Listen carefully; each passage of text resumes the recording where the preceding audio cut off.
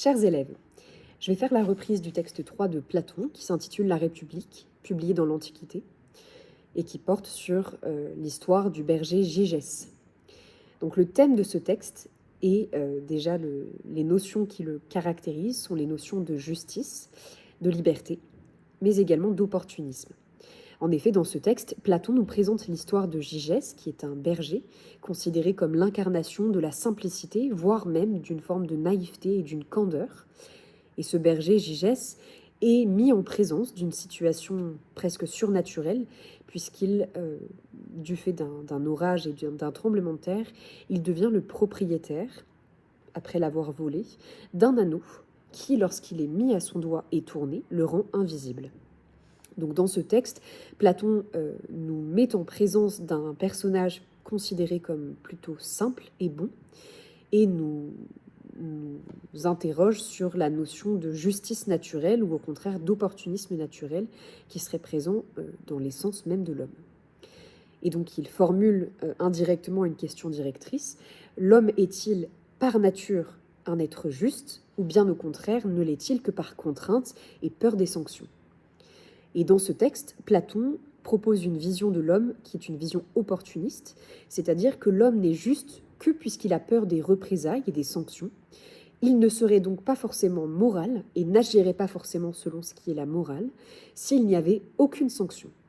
Et le berger Gygès en est l'incarnation, puisque dès lors que toute forme de sanction et toute menace de péril saute grâce à son invisibilité, alors il se comporte comme un truand et ainsi montre bien qu'il n'existe pas d'homme naturellement bon ou naturellement mauvais, mais plutôt qu'il n'y a dans les hommes qu'une nature opportuniste qui est prête à servir ses intérêts, même au prix d'un manque de morale, si cela est possible. Alors le texte peut être découpé en deux grandes parties, même trois grandes parties à vrai dire. Donc une première grande partie qui est une partie d'introduction du mythe, une partie où les éléments surnaturels sont mis au service d'une narration à visée moralisatrice. La deuxième partie montre le basculement dans l'esprit du berger, dès lors qu'il se rend compte que son anneau lui confère une invisibilité, et il n'a donc plus les mêmes réticences morales à agir. Et le dernier paragraphe est une dernière partie qui va insister davantage sur la dimension moralisatrice de cette histoire, de cette fable philosophique, et notamment une dimension visant à montrer une nature humaine qui serait une nature opportuniste.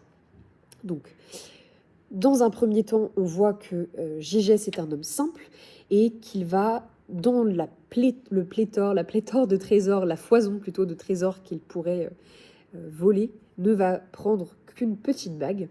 Et cette petite bague, il la vole au doigt d'un cadavre, donc une personne dont on suppose qu'elle n'en aura plus besoin. Et il ne se rend pas compte tout de suite de la puissance et du pouvoir de cette bague, puisqu'en effet, il faut attendre l'assemblée des bergers pour que Gégès, par ennui, tourne le chaton. Donc le chaton d'une bague, c'est cette petite partie-là. Et donc il le tourne de l'extérieur vers l'intérieur, comme ceci. Et donc à ce moment-là, le chaton étant tourné, on voit bien qu'il n'est... Alors on ne voit plus justement, on voit bien qu'il n'est plus là, ou du moins qu'il a l'air d'être absent. Et donc les bergers parlent de lui comme s'il était absent. Il se rend compte qu'il n'est plus visible, il répète l'expérience pour s'assurer qu'il n'est bien plus visible, et dès lors, les actions s'enchaînent très vite. Il va courtiser la reine, se rendre au palais du roi, courtiser la reine, tuer le roi avec la complicité de la reine, et finalement prendre la place du roi. Et donc ces actions très rapides, on voit bien qu'elles ont lieu dans un laps de temps finalement assez court après le vol de la bague, ce qui montre bien qu'il n'y a pas forcément de préméditation. Au contraire, il semblerait que le berger agisse plutôt par impulsivité.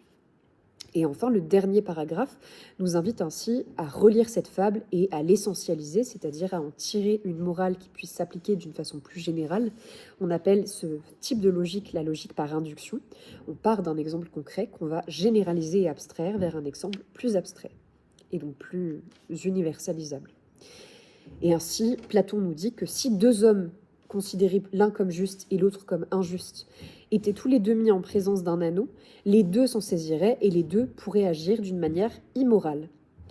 Il donne des exemples: s'introduire dans les maisons pour s'unir à qui lui plairait, tuer les uns, briser les fers, c'est-à-dire les chaînes des autres, et faire tout à son gré, devenu l'égal d'un dieu parmi les hommes. Pourquoi? Puisque personne ne va penser à rétribuer un dieu ou le sanctionner pour son action. Il est donc en totale impunité. Et c'est ainsi qu'on peut ouvrir cette morale sur la conclusion suivante: l'homme n'est pas naturellement juste, au contraire, il n'est juste que par contrainte et notamment par peur de la sanction. Et à l'inverse, un homme qui pourrait ne pas être sanctionné, par exemple parce qu'il n'est pas visible lors de ses méfaits, serait un homme qui pourrait agir par opportunisme en fonction de son intérêt. Il est très important de ne pas tirer la conclusion que l'homme est nécessairement mauvais, mais au contraire tirer plutôt la conclusion qu'il est opportuniste et qu'il va favoriser ses intérêts à lui.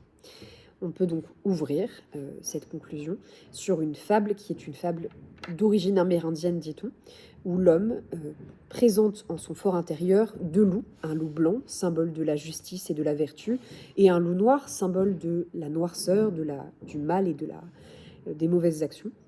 Et la question qui est traditionnellement posée est de savoir si les deux loups se battent, lequel des deux est nourri, lequel des deux est...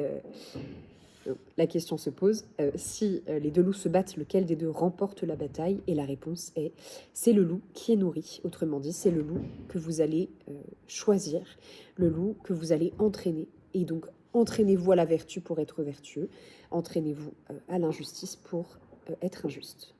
Voilà.